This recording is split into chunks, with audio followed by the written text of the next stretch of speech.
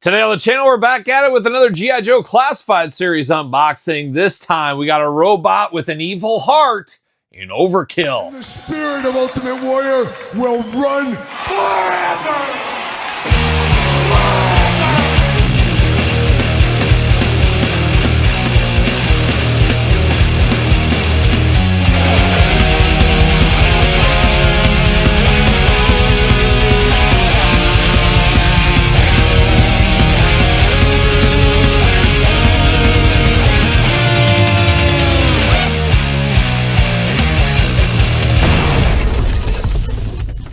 Welcome everyone, Kyle here, and welcome back to the channel for another G.I. Joe Classified series unboxing and review. And today we got an android cyborg, maybe all points in between, in Overkill. But for all your Overkill needs, you better hit up jaystoysandgames.com. Use discount code Kyle, save yourself 15% on all in-stock items. Got to get a deal out there. And by now, you know how we're going to do this Joe review. We're going to take a look at the packaging. We're going to talk about it. We're going to unbox it. We're going to talk about it. We're going to see where it goes from there. We might even throw Duke under the bus, Tom and Farley. You never know. It happens every once in a while, or maybe every G.I. Joe unboxing.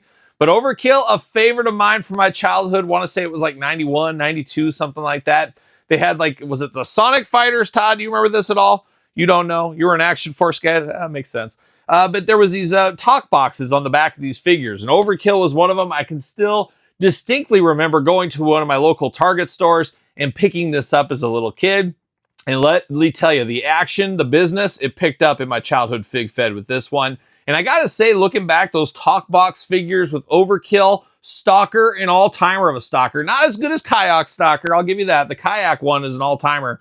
And then there was General Hawk. I always wanted that General Hawk without the backpack. I even enjoyed the Lieutenant Falcon figure at the time for that one. But Overkill was a favorite of mine. I thought it was one of the coolest things ever. I said, wait a minute, they named this guy after a Motorhead song. How cool is that? And I think that's how it was. Somebody fact check it, I wouldn't, but named after Motorhead, of course, Overkill, an all-timer of a song.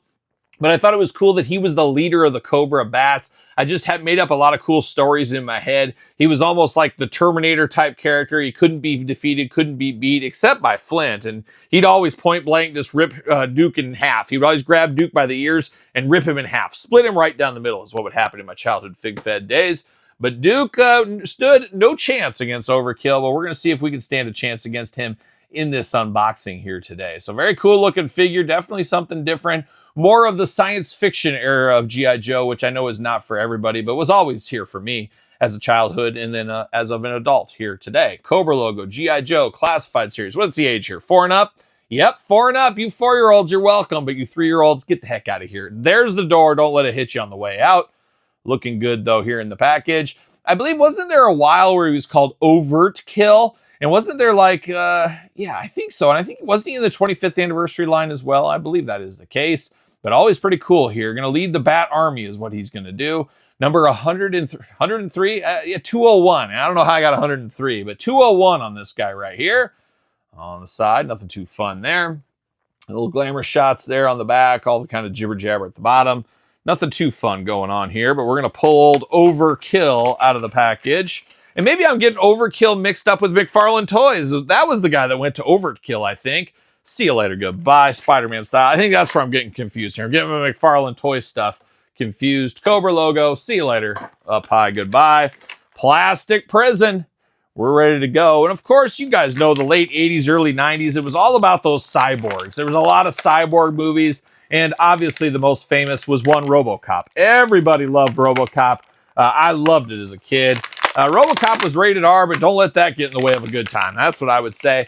RoboCop 2 was okay. As a kid, I enjoyed that one, but RoboCop 3, things really fell apart. They really fell apart in that RoboCop 3. See you later. I remember there was a fun RoboCop video game I used to play as a kid. And wasn't there a RoboCop cartoon? I thought that was pretty terrible. And I remember the toy line as a kid. I didn't collect any of those either. But a lot of people liking the RoboCop, as we do know. Kyle included once upon a time. But we're going to dive into this version of RoboCop in some ways. Get the tape off there. But we got a lot going on, but not a lot at the same time. But we do got some loadouts for him. He does got a big blaster weapon, a brand new weapon here. Very science fiction space-like in this. Little pink highlights in it, all black. Gonna mow everybody down, of course, just to sit there, just mow them all down. That's what he's gonna do. But Looks good for what it is. Don't really have an issue with that. Does this come off? No, it's just a little loose in there. What are we doing? What are we doing here? Oh my gosh, you heard crack. I don't want to hear a crack. We do get a little action there. So big old blaster weapon if need be. Now, his hands are going to be removable here, just like the old one. You'll be able to put some different effect pieces on there if you need to. Now, he does got this like kind of pincher. I guess we'll call it a pincher, much like some of the other Android Cobra bats over the years. You got it in gold against the red here, but you do got the hinges on it. So you can put this around Duke's neck and do that if he needs to. Do whatever you want to do, but very iconic in its own way. Then it has a big old sword here. Just crazy with this sword. Pretty in pink in the blade once again against red. Plug this in, have him chopping heads off if you want to. Now, this guy is not an army builder. A lot of the Cobra bats, as we know, army builders. Overkill is not an army builder, at least that I know of. I don't remember him being an army builder, but I always thought he was really, really cool. There's no doubt. But then we get another blaster weapon. You got a spot on the end for an effect piece. They just don't give us very many effect pieces, but you could if you want to.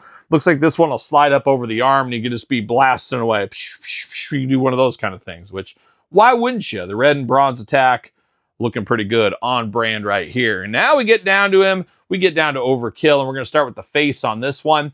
He does got the mask over it. If you guys remember the original one way back in the day, his mask was not removable. You didn't know if he was all what he was. We didn't know if he was a RoboCop type guy, half man, half machine, like a young Udo Dirkschneider. Only real ones get that one. Only real ones. But apparently he was. He was a human. And I did hear the story. You can feel free to fact check it if you want, Todd McFarlane. But they said, how can we induce a ton of fear with this guy? We're going to bring this guy. We're going to kind of do some plastic surgery. We're going to turn him into this big cyborg robot. We're going to call him Overkill after Motorhead. The Cobra, Dr. Mindbender, the teams, they're working on this. They're saying, how can we instill fear into everybody? Kids, animals, especially animals. Females of all variety from like 1-year-old newborns. Yep, right out of the womb, from right out of the womb to 104. How can we put some fear in them? And they said, Dr. Mindbender, I think he had his little monocle like a young Mr. Peanut and said, I know exactly what we'll do. We'll mold his face after Duke. Yes, Duke! Of course, on the Epstein list, a known racist, HR violations. Recently, Junkyard the dog. Yes, Junkyard the dog. Not Junkyard Dog from wrestling, but the actual dog, Mutton Junkyard. You know him, part of the Slaughters Marauders. Filed paperwork for harassment charges, sexual harassment charges against Junkyard. Yes, Duke. I can't believe it. He did it. But they said, let's make an even gnarlier Duke. And they could have just used Duke's real face because that's gnarly enough. That scares all the women and children. But they said, we need somebody like that. We need a predator, a true predator. And I'm not talking Arnold Schwarzenegger predator. I'm talking about a predator. Yes, that kind of predator. That's Duke. So that's why they got a little bit of a basis off the face on this one to Duke to instill fear on everybody, of course, as we know, from kids right out of the womb all the way to 104, as we know. So a little bit of hallmarks of Duke in this one in making him even gnarlier, which I didn't think was a thing, but it is pretty gnarly there. Got a red eye in there. Of course, that's probably, he got something in there. Maybe pink eye, Todd McFarlane, you're exactly right. Could be. Got some wild mouth going on off to the side. I don't know what's happening with that. Got some scars, some scrapes. Very pale, of course. Duke doesn't like to go out in the sunlight when people can see him. He likes to go under the cover of darkness when he does his crimes, as we know. So that explains the white pale skin tone there. And you got the mask that just clips on over the top. Very darn cool. Very cool. Kind of a bronzish, copperish color, I guess we'll call this. But looking very good, but man, even scarier with the Duke face. There's no doubt about it. And I guess if you really wanted to army build it, you could have one with the face open and then a bunch of the guys in the background with the face mask on. But an interesting one. A big, beefy figure as well. He's got a good feel to him. A big, giant-sized figure. It almost feels like he'd be like a Nemesis Enforcer type, just throwing people around at all times. Got that patented lime green color on the chest, looking very good. Bronze into the arms. Got the black forearm guards. Got the robot hands. We'll call them robot hands here in red. Looking very nice. Now, these should be removable, right? Right? Maybe. No, I'm just going to keep twisting all day long. There's a joke in here some way, just pulling and tugging on this thing. But I thought these would be removable, possibly. Possibly. Oh, my gosh. Take forever. What are we doing here? Might have to heat these up because these are taking all day. All day and twice on Sunday, maybe? There we go. Man. Joe's not known for the removable hands. We don't get a ton of removable hands, but we do every once in a while. But they are removable, and that's where you can plug everything into. So choose your own adventure. Your bat adventure is what we'll say. Black. Whoa, stop the clock. Kyle from the future here today, and I'm busting into this Overkill unboxing because I totally missed something during the review. Started doing the glamour shots, and I'm like, how did I miss this? But I see it now. I see his chest, and it's so glaring to me. But during the unboxing, I totally missed it. But his chest does open up like some barn doors. You open that up, just pull it on out. Maybe. There we go. And then you got a blaster right there in the middle of his chest, just like the good old days there. And it does fold out. Now, if you have some effect pieces, you can put them on there. One thing I did notice on this, though, that drives me absolutely crazy is it's like crooked. The gun is crooked. The blaster in there is crooked. I'm not sure if yours is like that or not. Your mileage may vary, but mine is very crooked there. It feels like it should come straight out. It does not. It's like kind of off to the side. But as I said, your mileage may vary on that. But I have no idea how I missed that. Just wild. But one of those things there. But a little extra bonus feature for one, Overkill. Here you got the wires in there, the red piping looking very nice. Very good. Got the hole in the back. Unfortunately, no backpack. We can't make him say things. That's unfortunate. But probably good at the same time because who knows what might come out of his mouth, especially if he's got some Duke in him. Be extra scary to hear some of that stuff. Not for children, that's for sure. And then looking good, he's got basically bronze copper legs down here. Very wild. He's got robot feet, but they actually look like human feet. That feels like a lot of extra work and detail into making this guy. If I'm Dr. Mindbender making him or something, it's like, I'm going to give him real feet. I'm going to spend an extra day to sculpt it in these feet and stuff. Why don't you just give him some clanky boots? I don't know.